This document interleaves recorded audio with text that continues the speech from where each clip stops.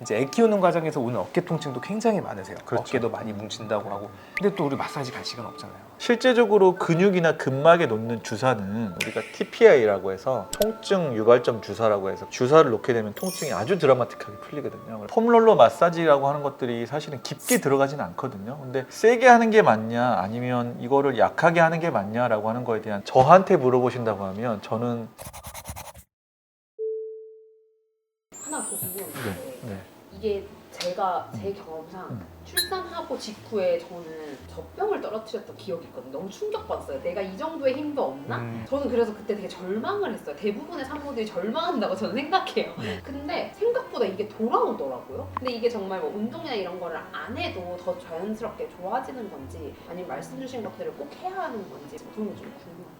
자연이 사실 돌아오죠. 근데 생각해보세요. 사람이 25세가 넘어가면 사람은 누구나 퇴화를 하거든요. 우리의 관절이나 근골격계는 25세가 넘어가면 무조건 퇴화를 합니다. 그래서 우리 PD님께서 예를 들면 30살에 아기를 낳으셨어요. 30살에 아기를 낳고 뭐 31살이 됐는데 좋아졌겠죠. 내 몸은 어때요? 퇴화했죠. 한 살만큼 퇴화했거든요. 만약에 내가 그거를 산전, 임신 중, 산 후에 운동을 반복을 좀 하셔서 아니면 내가 그전에도 운동을 꾸준하게 해왔던 사람이라서 근력이라든지 근골격계통의 나이가 조금 더 어리다. 내 신체 나이가 생물학적인 나이보다 어리다라고 얘기를 하면 그러면 그 사람은 어떨까요? 뭐 출산 이후에 회복되는 속도가 빠를 수도 있고 출산 이후에도 좀 더 온전한 상태로 회복될 수가 있고 그렇겠죠. 예를 들면 아킬레스건을 수술을 하고 운동 능력이 회복되는 걸 봤을 때 일반인 수준에서 90% 이상 회복되는 것 또는 95% 이상 회복되는 걸 관찰할 수가 없습니다. 우리는 그렇게 예민한 기관들이 아니에요. 아주 유명한 엘리트 선수라고 생각해 볼까요? 그 선수가 아킬레스건이 파열되고 수술했는데 95%가 못 되면 이 선수는 은퇴를 합니다. 나는 그걸 느끼거든요. 못 견뎌요, 내 몸이. 근데 우리 같은 일반인들은 그걸 느낄 수가 없는 거죠. PD님도 마찬가지인 겁니다. 젖병을 떨어뜨렸지만 회복됐거든요. 회복이 다 된 건 아니에요. 근데 못 느끼는 겁니다. 못 느끼는 거고 그거를 운동으로 메꿔서 조금 더 완벽하게 회복시킬 수 있는 것들이 결국은 예비 운동 또는 중간 운동, 마무리 운동인지 이렇게 생각하실 수 있겠죠.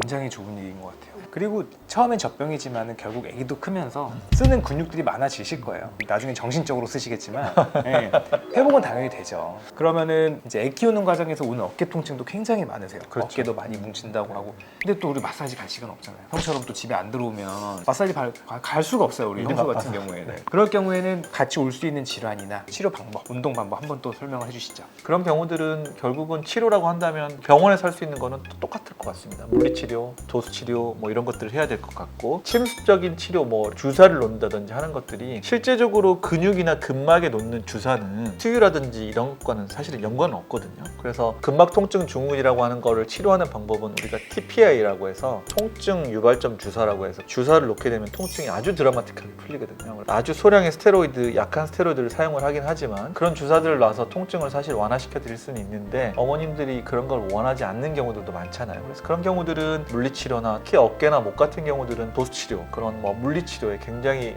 반응을 잘하고 효과적이기 때문에 병원에 와서도 충분히 그런 치료들을 받을 수 있을 것 같고 이번에 오기가 힘든 상황일 경우에는 집에서 할 수 있는 건 찜질이죠. 그리고 남편의 이제 그렇죠. 사랑의 남편이네요. 결국은 마사지라든지 이런 것들이 좀 들어가야 되는데 찜질하는 방법이 가장 좋으실 것 같고 목 마사지기 같은 것들 그런 것들을 통해서 수시로 좀 풀어주고 그 이전에 원칙적으로 중요한 건 결국은 스트레칭이죠. 목 스트레칭, 어깨나 승모를 풀어줄 수 있는 스트레칭들 그런 것들을 통해서 원인들을 좀 해결하셔야 할 것 같습니다. 저 그리고 또 마지막으로 또 하나 여쭤보고 싶은 게 폼롤러 있잖아요. 네. 근막 마사지 한다고 폼롤러를 굉장히 많이 쓰시는데 이거 잘못 쓰면 아프더라고요, 다음날. 그렇죠. 저는 유튜브 보고 이게 종아리 얇아진다고 막 했는데 더 아파요, 다음날. 맞아요. 이게 잘못된 건지 아니면 아픈 게 맞는 건지 그리고 한 가지 더 사이즈가 수만 가지더라고요. 맞아요. 이런 거를 어떻게 선택을 해야 되는지 또 우리 출산하신 우리 어머님들은 굉장히 관심이 많을 거예요. 폼롤러라고 하는 게 진짜 종류가 너무 다양하잖아요. 일반 폼롤러도 있지만 뭐 나무로 만든 것도 있고 뭐 돌기가 돋아있는 것들도 있고 사이즈별 종류가 아주 다양한데 폼롤러 마사지라고 하는 것들이 사실은 깊게 들어가지는 않거든요. 근데 세게 하는 게 맞냐 아니면 이거를 약하게 하는 게 맞냐라고 하는 거에 대한 의학적인 부분은 아니니까 찬반이 있을 거라고 생각이 되는데 저한테 물어보신다고 하면 저는 세게 하는 거를 추천하지 않습니다.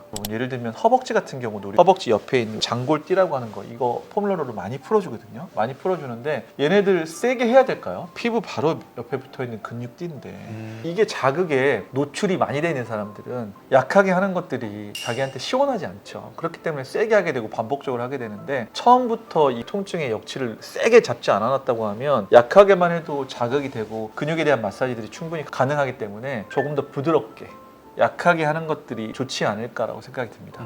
이 형이 또 체대에서 굉장히 또 공부를 하고 의사가 됐기 때문에 굉장히 이런 거에 대한 지식이 많습니다. 그러면은 그 폼롤러를 사이즈가 그럼 작은 것들을 사야 될지 아니면 길고 큰 그 죽부인 같은 걸 사야 될지 그런 건 어떻게 사야 돼요? 부위마다 좀 다를 것 같긴 한데 작은 폼롤러를 사용해서 하면 아무래도 조금 더 세밀하게 우리가 허벅지를 한다고 했을 때도 롤링이 더 여러 번 자극을 더 여러 번 받겠죠. 큰 폼롤러로 하게 되면 닿는 부위가 이제 좀 커지니까 광범위하게 이렇게 좀 사용이 될 거잖아요. 그래서 상지나 아니면 목이나 뭔가 세밀하게 해야 되는 부분들은 좀 사이즈가 작은 폼롤러를 사용을 하고 허벅지나 엉덩이 같은 데는 큰 폼롤러를 사용해도 될 것 같고 발바닥 같은 데는 좀 더 작은 폼롤러를 사용을 해도 되겠죠. 그래서 부위에 따라서 좀 차이가 있을 것 같습니다. 또 애들이 근데 그거 밟다가 넘어지는 경우가 있거든요. 그러니까 그거 꼭 주의시키고 세워놓으시고 숨겨놓으세요. 그거는.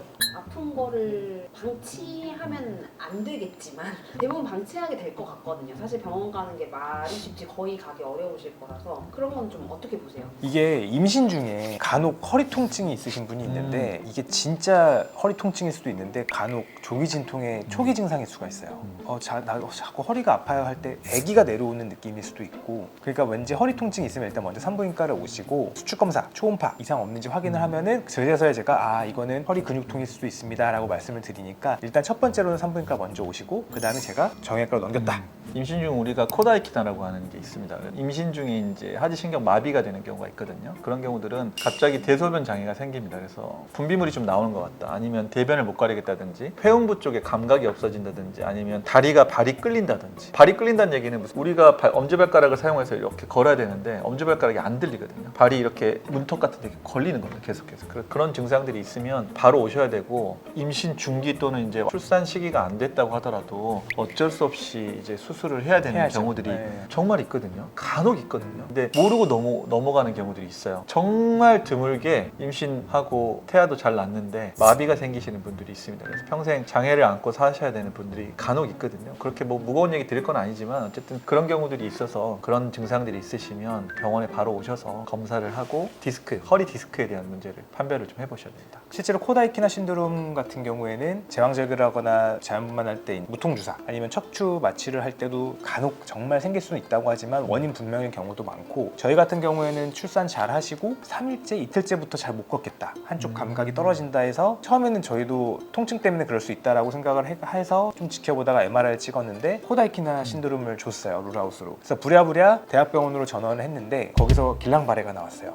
길랑바레 신드롬이라고 전형적인 희귀성 질환이고 면역 질환인데 제 초응급으로 이제 스테로이드 치료를 시작하기 때문에 저도 그때 처음 받고 이 산모도 이런 거에 대해서 모르고 계시다가 출산이라는 큰 변화를 통해서 우리 몸의 면역 체계가 바뀌면서 그게 갑자기 발현이 확 된 거죠. 그래서 정말 말 그대로 갑자기 소변 보기가 힘들다든지 발이 끌린다, 감각이 떨어진다. 감각 떨어지고 저린 거는 정말 우리가 흔히 말하는 디스크 탈출증일 수가 있지만은 소변 못 보고 다리 끌리는 건 또 다른 문제일 수 있으니까 정말 좋은 얘기 해주신 것 같아요. 임신 중이든 뭐 출산 이후든 어쨌든 앞으로도 문제 없는 생활을 좀 영위하시기 위해서 말씀드렸던 스트레칭 그런 운동들을 꼭 하셔가지고 적금 또는 보험을 쌓아놓는다라고 생각을 하시고 차후에 2차적인 문제들이 생기지 않게끔 건강한 생활을 영위하실 수 있게 지내셨으면 좋겠고 많은 분들이 보시고 좀 정보를 얻으셨으면 좋겠습니다. 정말 우리 임산부들 그리고 출산을 하신 우리 모든 어머님들 정말 큰일 하셨고 애국하셨고 힘든 일 어려운 일 있으면 저희가 또 도와드릴 거니까 언제든지 제가 항상 방송 끝날 때 말씀드리는 거 불편하면 오십시오. 오랜 시간 안 걸리니까 꼭 한번 오시고요. 감기 조심하시고 새해 복 많이 받으십시오. 감사합니다.